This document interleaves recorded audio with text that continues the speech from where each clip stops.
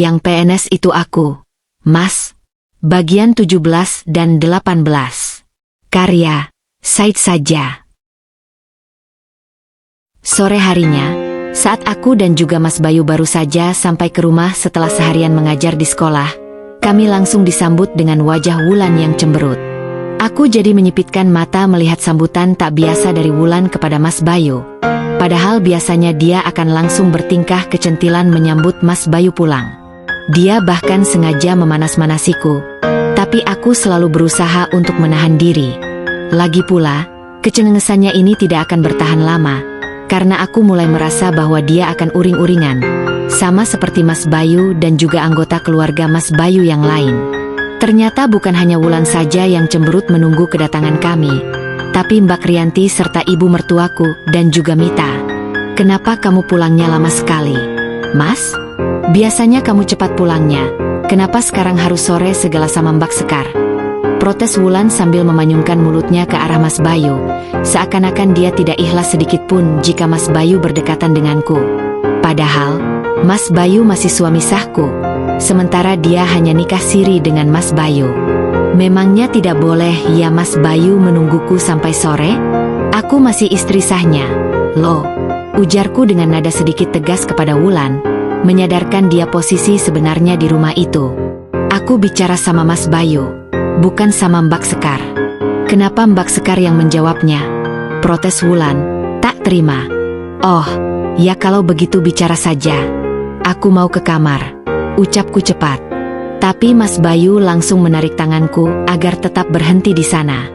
Ada apa lagi, Mas? Ucapku heran sambil berusaha melepaskan pegangan tangannya. Pembicaraan kita tadi di sekolah belum selesai.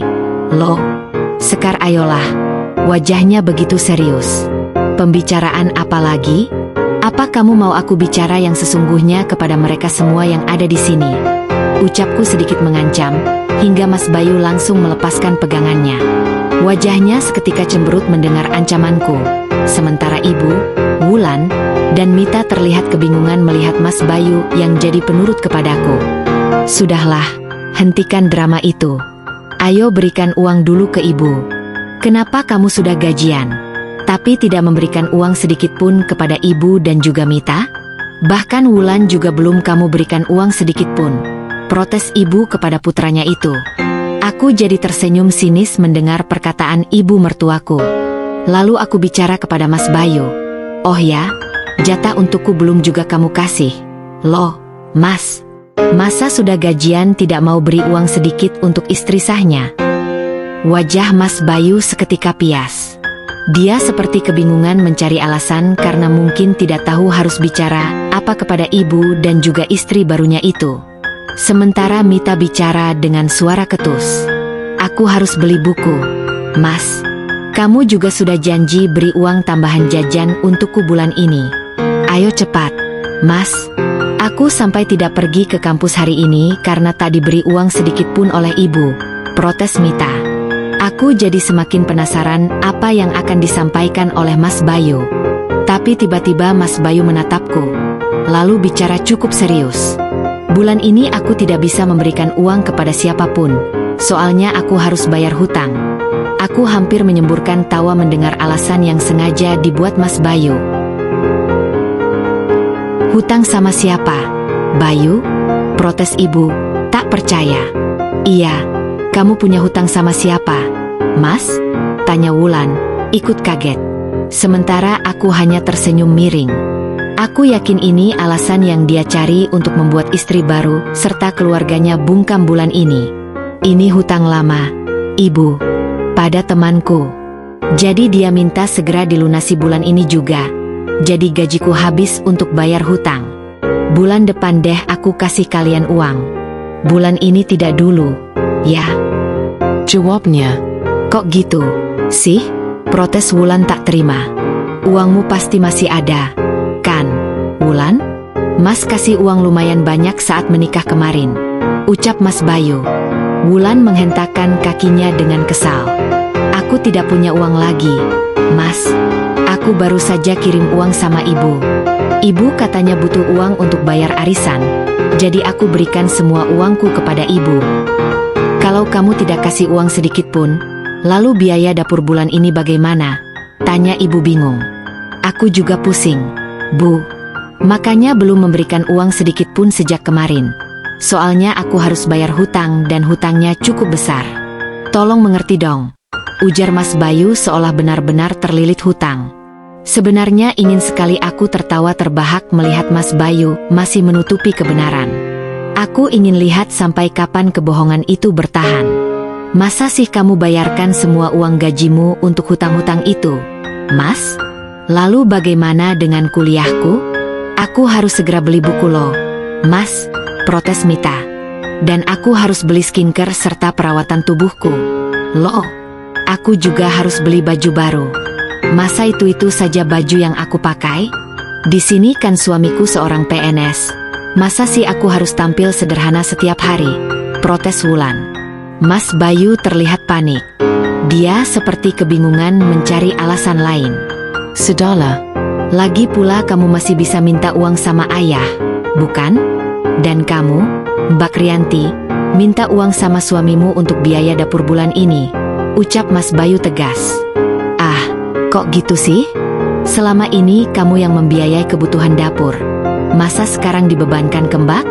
Tidak bisa begitu dong, Bayu, protes Mbak Kriyanti.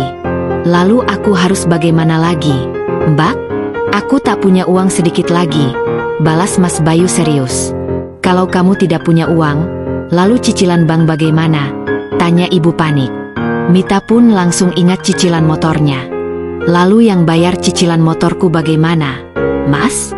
Masa tidak dibayar? Kan baru juga dibeli, protes Mita. Aku sungguh menikmati kepanikan di rumah itu. Karena aku tak mau memberikan semua gajiku lagi kepada Mas Bayu. Entahlah, aku juga sangat bingung sekali sekarang, jawab Mas Bayu, sesekali melirikku. Dia jelas berharap aku bersimpati dan akhirnya mau memberikan uang. Bagaimana dengan kamu, Sekar? Apa kamu punya uang? Tanya ibu mertua tiba-tiba padaku. Ibu serius bertanya seperti itu kepada guru honorer seperti aku? Gajiku tidak seberapa. Loh, Bu, untuk uang bensin ke sekolah saja tidak cukup. Masa untuk keperluan rumah ini segala? Jawabku. Benar juga ya. Dia kan hanya guru honor rendahan. Tak mungkin punya uang. Palingan gajinya cuma 200.000, ucap ibu sinis. Aku jadi tertawa renyah. Iya, Bu, gajiku kecil sekali. Hanya cukup untuk beli skincare atau keperluanku lainnya. Tidak cukup untuk keperluan rumah ini. Belasku. Pokoknya bulan ini keperluan dapur rumah Mas Erwan yang nanggung, ya Mbak Kriyanti. Dan untuk bayar hutang ke bank, ibu pakai simpanan dulu. Aku tahu ibu pasti masih punya uang, bukan? Dan untuk bayar sepeda motor kamu, Mita, kamu minta sama ayah saja. Bilang ayah kalau Mas tidak punya uang, ucap Mas Bayu menjelaskan. Kalau ayah tidak punya uang bagaimana, Mas? Tanya Mita jelasa. Ya Mas tidak tahu lagi. Ya sudah kamu cari saja pinjaman, ucap Mas Bayu. Mita jadi cemberut dan tak terima. Kamu ini kenapa sih, Bayu? Punya hutang sebanyak itu sampai-sampai tidak ada sisa gajimu sedikit pun? Ibu juga harus bayar arisan minggu depan. Lalu dapat uang dari mana? Protes ibu ikutan cemberut. Jadi aku tidak dapat uang sedikit pun, Mas. Wulan kembali protes. Tak terima. Wajahnya terlihat sangat tak bersahabat. Aku sungguh menikmati keributan itu. Aku ingin melihat sampai kapan kebohongan itu bertahan.